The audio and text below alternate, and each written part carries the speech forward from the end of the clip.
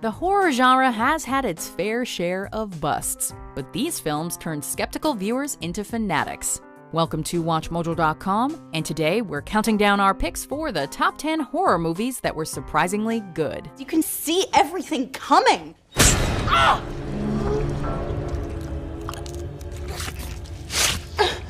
Did that surprise you? Before we begin, we publish new videos every day, so be sure to subscribe for more great content. For this list, we're looking at horror films that, for one reason or another, were not expected to be good, but were actually more than enjoyable. What do you need?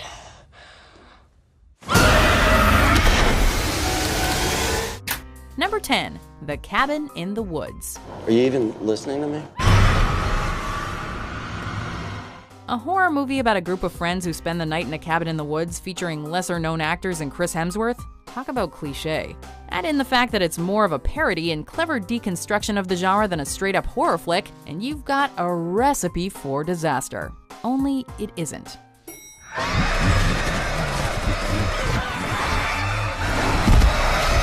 In fact, the film has a terrific 92% fresh rating on Rotten Tomatoes, with critics praising its ability to be scary and funny at the same time. Oh, come on! Joss Whedon and Drew Goddard's writing is especially impressive, as it plays on multiple cliches while simultaneously adding unique twists and turns. How to dismember that guy with the trowel. What have you been up to? Number 9, Halloween H2O, 20 years later. What do we do? What do we do? Try to live. The 7th film in the Halloween franchise, this movie came out 20 years after the original, obviously. However, it actually acts as the 3rd film in the series, since it takes place after the events of Halloween 2 while erasing the 4th to 6th installments from canon. Although some critics were skeptical of this decision, many have since called H2O the best of the sequels, praising both the script and the acting. This film also features the return of iconic Scream Queen Jamie Lee Curtis, which alone makes it worth watching. I guess everyone's entitled to one good scare. I've had my share. Number 8, Eden Lake. At your first opportunity, turn around. In one of his first roles on the silver screen, Michael Fassbender is terrific in this gruesome tale depicting the horrors of broken Britain, as is his co-star Kelly Riley. Although the film features several horror movie cliches, it remains genuinely scary all the way down to its bloody ending. Please just get me out of here. While it is in the same vein as several other films depicting the dangers of teen gangs in Britain, it received strong critical praise, with some considering it to be one of the best British horror films ever made. Number 7, Dead Silence. They were found without their tongues. Considered one of the best horror film directors out there today, James Wan is perhaps best known for Saw and The Conjuring. But back in 2007, he gave us this little gem.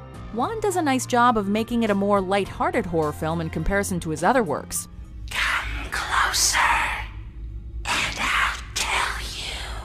You might not get scared to death, but you are guaranteed to scream and laugh until the very end. While it's not a critical standout, this is the perfect film to throw on if you feel like watching a horror movie with a group of friends. Remember, whatever happens, don't scream. Number 6, Slither. What the fuck?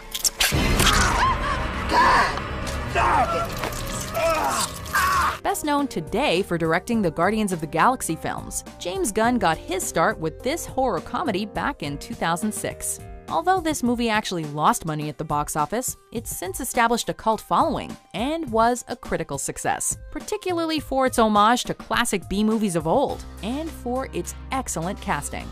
Okay, so it's not necessarily scary per se, but it is extremely disturbing. I'll keep growing till I'm everywhere.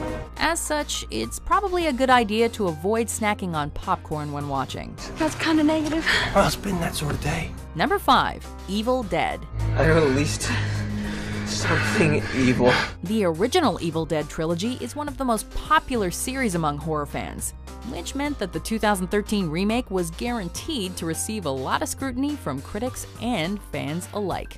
But unlike most classic horror remakes, this one delivered.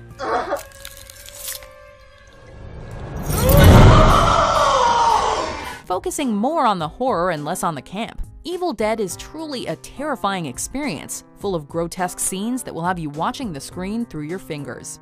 Evidently, audiences felt the same way, as the film made nearly $100 million at the box office on just a $17 million budget. I will feast on your soul! Feast on this motherfucker! Number 4. Scream 4. You forgot the first rule of remakes, Jill. Don't f with the original. The final feature directed by Wes Craven before his death. This film was released more than a decade after Scream 3. Considering the lackluster reception the third flick received, the excitement for this movie was muted to say the least. While it doesn't capture the spirit of the original, the fourth installment is significantly better than the third, with critics praising Craven's direction and Kevin Williamson's script. This is the last person you're ever gonna see alive. The combination of original cast members with new additions like Emma Roberts was also effective to bring the Scream franchise into a new decade. New movie, new franchise. Number 3. Wes Craven's New Nightmare. Until Mommy gets back, whatever you do, don't fall asleep. While technically part of the A Nightmare on Elm Street franchise, this film doesn't follow the series' continuity. Rather, it features a more sinister Freddy Krueger, who interacts with the people behind the movies, including Heather Langenkamp and Wes Craven himself. You're gonna have to make a choice. Choice? What kind of choice? Whether or not you're willing to play Nancy one last time. This unique take on the character and the franchise was well received by critics, who praised Craven for bringing horror films into reality. The return of a vicious Freddy and multiple plot twists make this a must-watch for any horror fan. Pick a pet for the Rugrat, bitch. Number 2. Ouija, Origin of Evil. Mary, we invite you into our circle. Considering how poorly the original film Ouija was received, expectations for this prequel were extremely low. But a focused plotline and better character development made this an intriguing story for audiences. I believe she is channeling powers and forces we do not understand. Critics agreed, with several praising the film for its combination of haunted house horror and a skillfully made period piece. While this movie doesn't reinvent the exorcism genre, it is significantly better than its predecessor, and features solid acting, as well as some genuinely terrifying scenes.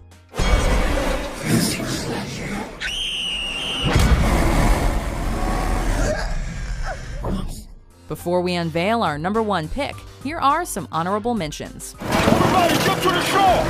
Get to the show! Happy Father's Day! Bring together all 3 parts, and you shall be. Number 1. Get Out. Get out! Yo! Yo, chill, man. Get out! Chill, man. The directorial debut of comedian Jordan Peele is largely considered to be one of the best movies of 2017. And to say this is surprising is an understatement. Get Out has a remarkable 99% fresh rating on Rotten Tomatoes, and it's easy to see why. With terrific acting, clever storytelling, and broader commentary on race in America, this movie is a fan favorite. He wasn't driving. I didn't ask who was driving, I asked to see his ID. Yeah, why? That doesn't make any sense. Peele demonstrates an ability to create tension by building the horror methodically throughout the piece, rather than relying on cheap jump scares. It also features a gory ending for horror fans who crave blood and guts. All in all, we're convinced this film will go down as one of the classics of the genre in years to come. Damn you!